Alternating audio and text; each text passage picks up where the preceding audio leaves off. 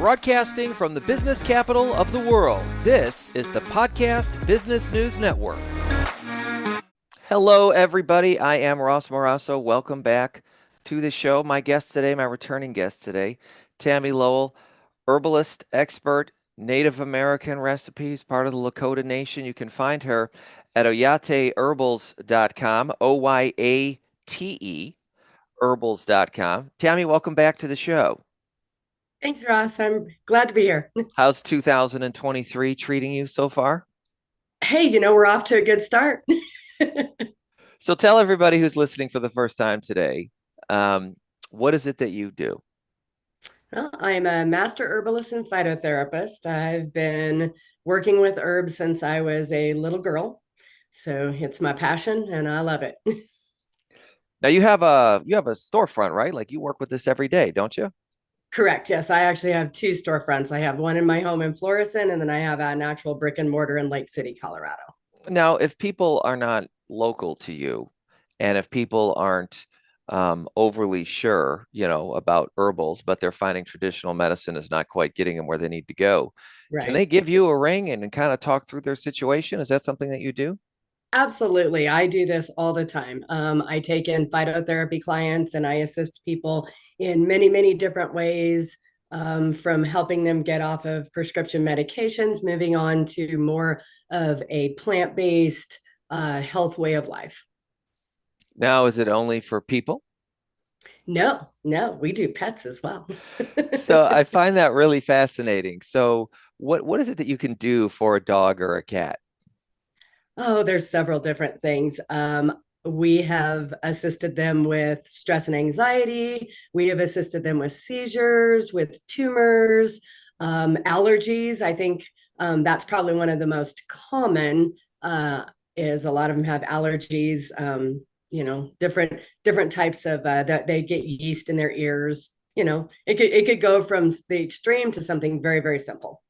Now, for them as well as to us old human beings, with some of the weather we've been having all across the nation over the past few weeks, it's warm, it's cold, it's rainy, it's sunshine. I mean, we're getting whiplash here. So are you saying that some of these herbals can actually sort of help us so our body doesn't have to keep freaking out every time the pressure changes? Oh, absolutely. Yeah. There's so many different things. I mean, there's an understanding that we all need to, balance it out with diet and exercise. So, I mean, herbals aren't going to be like prescription medications where, oh, we take it and we get this effect that's going to, just immediately stop pain or change things around. Herbals takes a little bit of a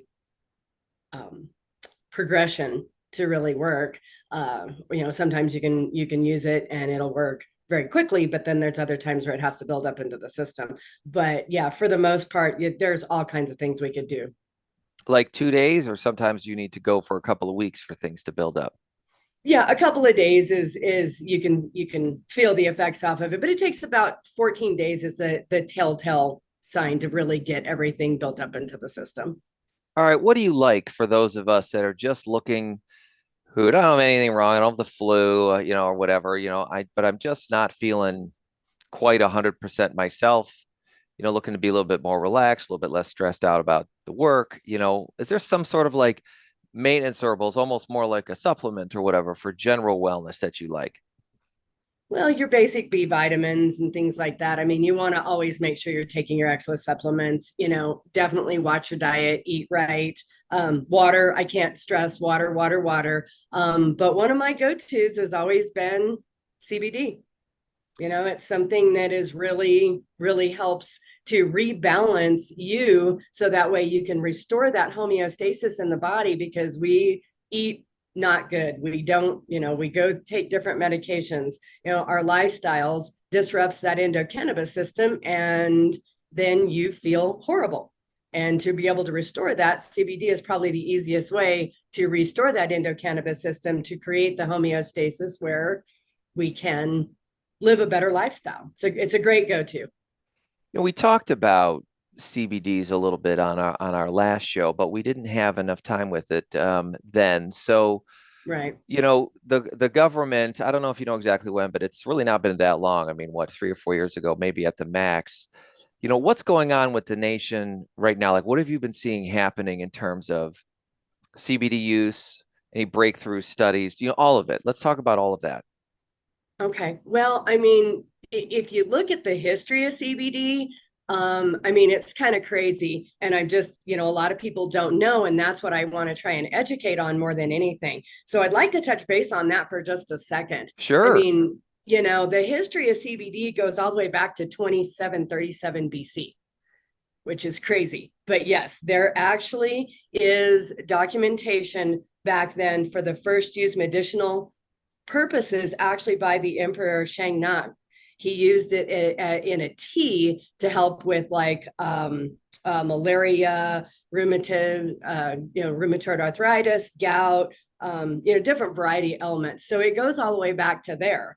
Then you've got back into like even Queen Victoria in 1901, she used it or was believed to used it for just menstrual cramps.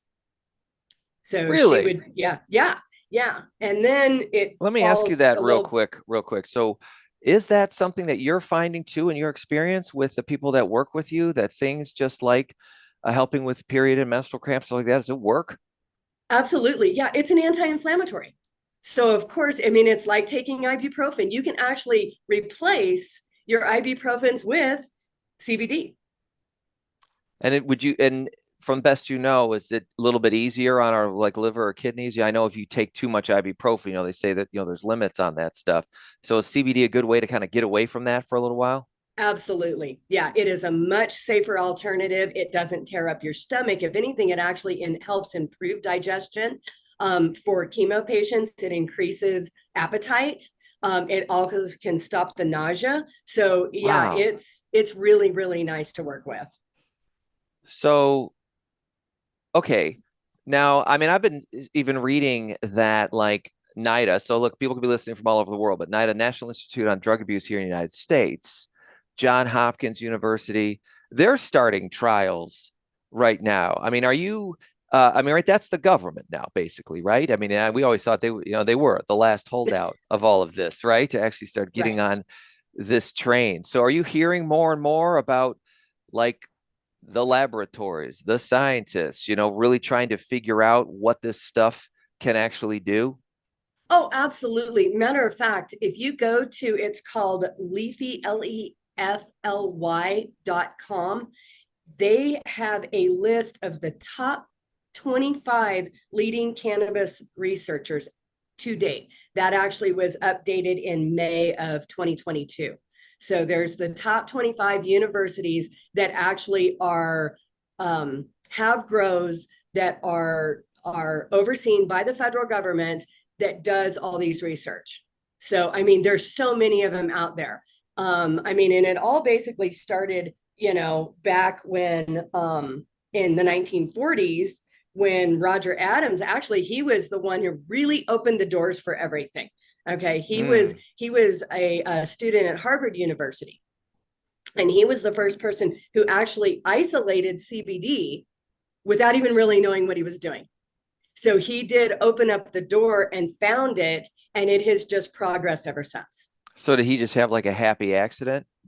Yeah, yeah. I mean, he was playing around and everything, but yeah, I mean, so you've even got people back in the 1940s with Harvard, So yeah, Roger Adams was his name.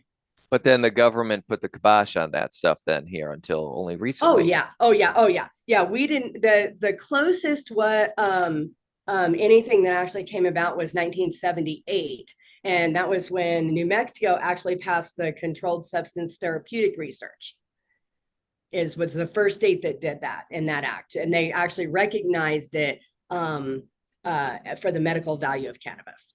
Now most of the decriminalization, medical use Yeah, of cannabis as a whole, that's been mostly or maybe entirely a 21st century sort of phenomena here. But in that yeah, 1978 in New Mexico, though, was that like our precursor to what we're seeing now? Like by passing that act, did that allow New yes. Mexico to be able to work with it? Absolutely. Yeah, correct. That's what started moving things around back in 2018 when the actual farm bill came out. And that's when cannabis, and that's what a lot of people don't realize, that cannabinoids coming from hemp is no longer on the controlled substance list. that is not considered a controlled substance at all. It was removed in 2018. Okay, so there, as I said, 3 or 4 years. So there we are. So we're Yeah, sometimes. yeah. So it's been about, So that kind of brings us up to, more current, stuff. and that's nationwide now. Like that's the federal government removed it off the That's list. it is federally legal. CBD extraction cannabinoids from the hemp plant. And there's a difference between hemp and marijuana. Mm-hmm. So, yeah, from the hemp plant, as long as there is 0.3% dry weight, it can be utilized, and it is fully legal to ship all over the United States. Now, when you say of the dry weight, you're talking about a THE content, right? I'm talking about the plant content. So when they weigh it out and they look at it and then they derive it, it has to fall within that regulations. Okay, but then, and this is why I want to ask because you have oyateherbals.com, and so you ship your herbals wherever, more or less, right? Correct. Correct. Okay, and so you can ship CBDs anywhere in the nation now. Correct. Yeah. You know, As long as it is hemp derived. Yes. okay. Yes. But I would imagine that that's your job, right? I'm just buying Yes. it from you. You got to take care of that for all of us. Yeah. Yeah. Um, I saw that even the University of Colorado is doing a study, and they're still recruiting. If anyone feels like getting involved for CBDs, in terms of getting people off of like helping with addictions, and then also Yes. for pain relief. What are you seeing people using CBDs for mainly? Pain relief, stress management, and sleep, I think, are the top three. Now, you don't really get much of a physical sensation or response to using CBDs. Is that true?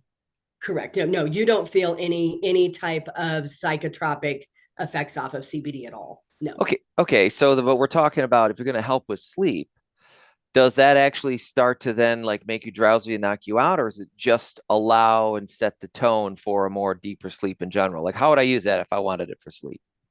I recommend you use it about 30 minutes before you go to bed. It will just put you in a relaxation mode. That does help because it does work with certain synaptors in the brain to help relax you. And a lot of times people aren't sleeping because they are stressed out or they're in pain. So if we've got the anti-inflammatory properties working to help reduce the inflammation, reduce that pain, you also sleep better. Also working with the synaptors of the brain. It works directly with your thyroid and your thymus glands. So it does really rebalance a lot of things inside the body. So it makes a huge difference. If we can and look at like I said, I don't like treating symptoms. I Mm-hmm. like looking at the root causes Mm. because if we can stop it there, then the symptoms go away. So even then, just the big papa of our regular annoyances of pain. So for headaches, I mean, it's working for headaches. Yeah, yeah. It depends on the person. I mean, just like with any type of a medication, it really depends on what's going to work with you. But I recommend anybody that's ever having any type of issues to try CBD because even if it doesn't give you as much relief on sleep or much relief on pain, but it does help you with sleep or things like that, it's going to rebalance that endocannabis system. So once you can rebalance that, then restore that homeostasis, you're going to feel better. For those of you tuning in the middle of our show, I'm talking to Tammie Lowell, Native American from Lakota Nation, master herbalist, and we are having a fascinating conversation here about CBD use, what it's being used for. We haven't really talked about what it's not being used for yet, because it sounds like that door is still wide open, and then how the rest of the nation is looking at it as well. What do you think? Do you get any feedback, whether it's from your customers or maybe things you hear in the medical industry? Um, like from more traditional doctors? I mean, how are they starting to look at CBDs? Is their attitudes changing? They really are, especially in the cancer industry. They're really finding out how much it does help in conjunction with the radiation and the chemotherapy treatments. They're very open to that. I personally have worked with some different oncologists and radiologists in my past and have told, and recommended them. And they're much more open than just your general practitioner, I think. So And it's not because yeah, the research is there. They've done that. They've looked into it more, and they've taken that into consideration.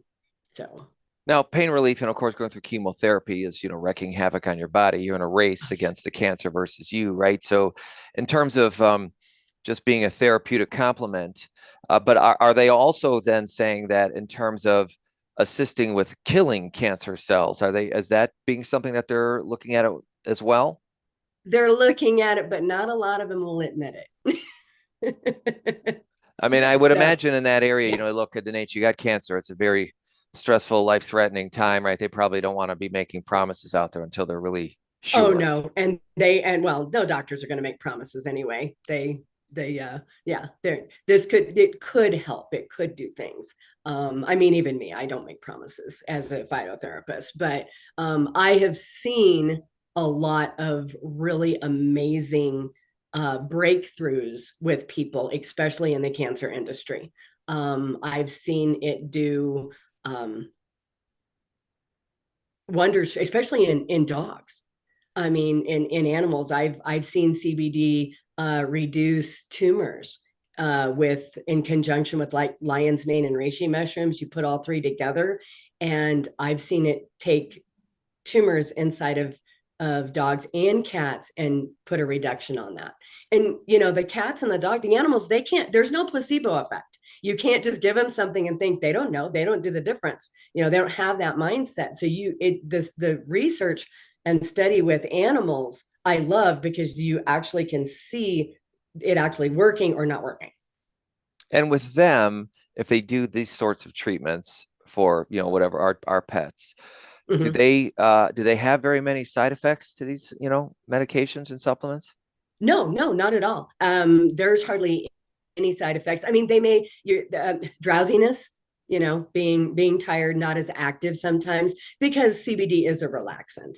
So, but it's great for the hyper dogs. It's great for the ones that do have anxiety that freak out during a a thunderstorm or something like that, or even just going to the groomer.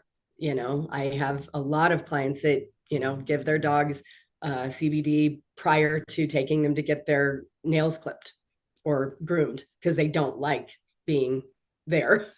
It's really good to know, right? Because of course, when we have to take our dogs to the vet, they don't know what's going on. However, I will say that I think that our animals know a lot more than we give them credit for. But of course, they would never know the specifics of knowing there's a tumor or something growing inside them. I Right. had a cat years ago that had a thyroid cancer, and in that case, it was very lucky because you just do radioactive iodine. It was a shot. He had to stay in quarantine, but then otherwise, your thyroid will soak up that radioactive iodine and kill the cancer. And like that was Right. easy, but we didn't know that in the beginning. And I got to imagine, like trying to actually put a pet through really invasive stuff like chemotherapy and things like that. I mean, that it's good to know that there's other options worth trying, right? And so people are Absolutely. taking to this. Oh, yes, they are. And a lot of them are actually using it. I carry one that is for digestion. And a lot of dogs and cats, part of their digestive system is what kind of throws things off in their body, Mm. which can open them up to disease. So with this dog treat that I have that has CBD, it also has probiotics in it. So it's a great balance. And you're also doing a preventative at the same time that you're still treating and making sure that the dogs are, healthy. So, I mean, you can use it as a preventative. I know a lot of people that take CBD or, like I said, give it to their pets as a preventative measure to ward off these different diseases because it's rebalanced that endocannabis system. So we restore homeostasis, and then we don't have to worry about having all of the bad stuff come in and get us because our body is protecting itself. One of the early treatments that marijuana as a whole was Right. attributed to working on was seizures, right? Yes. Now, without the THC component, now just looking at CBDs, because I hear you talking about its relaxing component.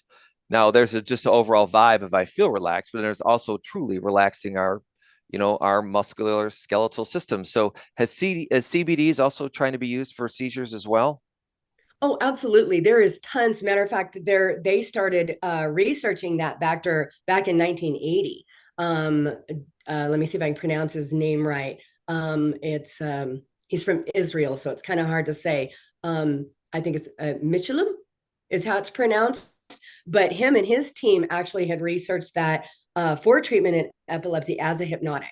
There is also a lady here at CSU. You were talking about CSU. Well, back in 2016, 2017, she was a neurologist and she did a study on dogs specifically and found that 89% of the dogs that was done in this clinical research had a very significant reduction in seizures. This is So 1972. actually, back in 1980 is when Dr. Michelin did his study. The study that was done at CSU was just recently. It was Okay. 2016, 2017, published in 2018. That was Stephanie McGrath. And I've kind of followed her stuff for quite a bit because she's done a lot of things. She's a neurologist, but she works with a lot of animals. So, It gets me a bit cross, when you hear about this. You're saying the early 80s, come on now, that's 40 years yeah, ago. Talk right. about, us being slow on the uptake here. Why has this been, why has this taken us so long to just finally say, all right, no one's overdosing from CBDs. I mean, what took us so long to get here, do you think, in your mind? And this is all opinion, okay, Yeah. not fact based, but in my opinion, fear. A lot of people are so afraid to be because it was marijuana, it was classified as a drug, it was all of these things. So everybody's afraid of it. They're afraid of what it can do. Also, I don't think the government could figure out how to regulate it. Like physically how to manage quality and the cultivation thereof Yeah, and distribution of it. But I yeah, mean, they yeah. do that with, hey, they do that with opioids. Like, why do you think they figured they Right. couldn't do it? Yeah. Yeah. And those are, like I said, a lot of those are my, just from being out there and listening. That's my speculations is, and also, I mean, I'm not a big fan of big pharma, I mean, there's no money in cures. So if Mm. you create, so CBD and it's going to help regulate things, going to help you so you don't get sick. So, I mean, sooner or later they had to give in and realize that there's more benefits than it would be harm in their eyes. I don't see any harm in it. I mean, I've watched dogs. I mean, unfortunately, I've had people call me that, their dog ate their, I mean, I live in Colorado, so weed is everywhere, marijuana is everywhere. That ate their stash, you could so say, and they're like, "Oh, what do I do?" And I'm like, "Well, take them to the vet, but long term, realistically, ride it out." Because and everybody I've known that's ever had that happen, the dog is fine after they get off of their high. So, I mean, even in those instances, Yeah, catnip for my yeah, kitty. I had nothing wrong with getting my cat high from time to time, and we do it yeah, in any way. so I mean, that's it. I really think a lot of it has to do with government. It has to do with money. It has to do with big pharma. How does it all come down? And I mean, that would be a whole other show in turn on that one, on my Politics. opinion. So that would Yeah, be what was stopping it, was the yeah, politics of it. yeah, absolutely. Yeah. So, all right. So you're in Colorado here, and just to put a bit of a finer point on this, do you have some big epidemic of a bunch of stone drivers crashing all the time? Is that going on in Colorado? No, no, not at all. You got No. And people flooding the emergency rooms because they're overdosing on marijuana and CBD. no, no. Yeah. And I would know that because actually I am a semi-retired 911 dispatcher as well. So I actually was on the other end of all of those laws coming in and figuring out how to charge it, how to deal with it, the driving under the influence and things. No, no. I don't even, I mean, very, very few even tickets were wrote. Right. And it's like, Yeah. you don't want to sum it up with just a single word, but it's just no. And then there's just No. No, not that I've ever found any research. And like I said, and I lived it. I lived the whole thing sitting underneath the headset for, that was my other job. This seems to be then a pretty like right in the middle of a CBD renaissance here. Like it's a pretty exciting time. Do you see anything else that we don't have answers on yet, but you suspect or say wouldn't be surprised to learn down the road that we can now declare CBD can help with? Um, Probably they're going to start seeing, because it works so directly with the thyroid and the thymus gland. I think they're going to see a reduction in usage of thyroid medications or thyroid cancers, things like that. I think we're going to see more research in that area. I've seen a little bit of it, but not as much as I'd like to see. Like Graves' disease is something that hits the thyroid specifically. Yes, absolutely. Yes, that's a great point. Absolutely. Mm-hmm. Have you seen some people who've wanted to try CBDs in your herbal supplements for something like a Graves' disease? Not Graves' disease, but a lot of thyroid issues. Yeah.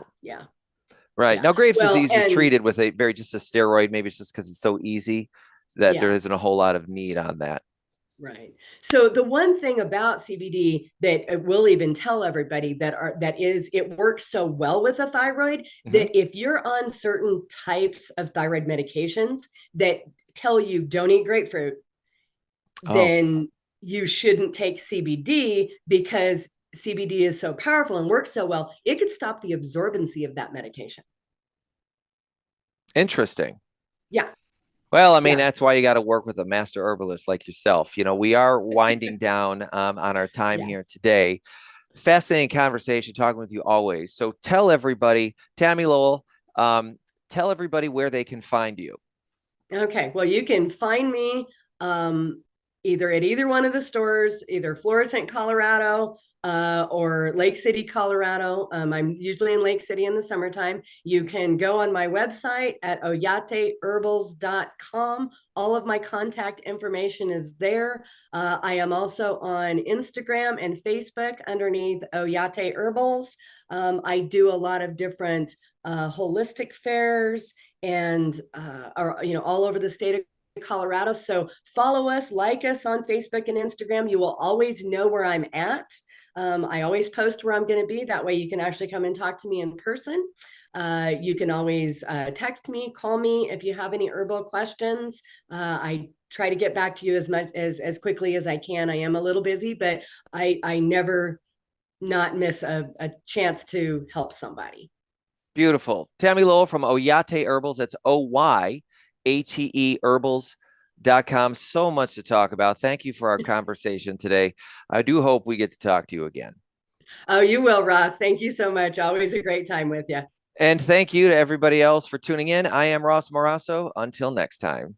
Are you looking for even more of the podcasts and hosts that you love? The Podcast Business News Network is proud to announce that you now have even more ways to listen live. Check out the MyTuner Radio, online radio box, and Simple Radio apps on iOS and Android, or find us online. Search for Business News Network on mytuner-radio.com, or search Podcast Business News Network on streama.com and onlineradiobox.com/US. Take your podcast on the go and don't miss a minute of the action.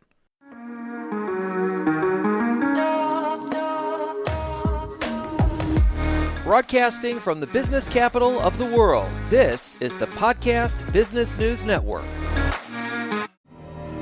For nearly 2,000 severely injured veterans, everyday life has become filled with barriers. Day-to-day simple tasks can become pretty daunting. I have to carry my chair up 2 flights of steps or have somebody do it for me. What scares me the most is just the falling. When I'm struggling with my house, I think, to have that one great barrier just knocked down, it's crucial. Home for Our Troops is a wonderful nonprofit that builds a mortgage-free, fully adaptive, handicap-accessible house. And there's no catch. It'll be our very first home that we've ever owned. This is a game changer. This is where your life begins again. We need you to join us in completing this important mission. Please visit hfotusa.org and help build homes and rebuild lives. Because of you, everything's going to be okay.